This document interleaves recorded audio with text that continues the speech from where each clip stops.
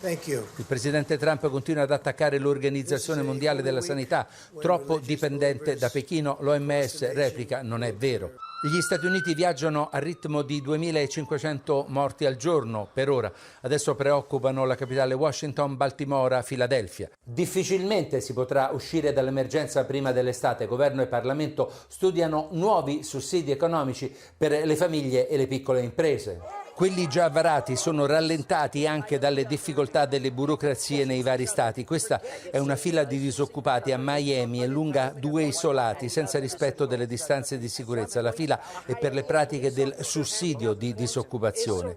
I neri e i poveri, abbiamo detto, sono i più colpiti. Guardiamo questa mappa di New York divisa per codici postali. Le zone bianche sono quelle con meno contagi e il 90% di bianchi, come qui, Upper East Side di Manhattan. Ma il colore diventa blu scuro nel Queens, qui 3% di bianchi e contagi a picco fra i poveri. Andamenti analoghi in queste zone di Brooklyn o a nord nel Bronx, poveri e non bianchi. La pandemia picchia duro sugli ultimi.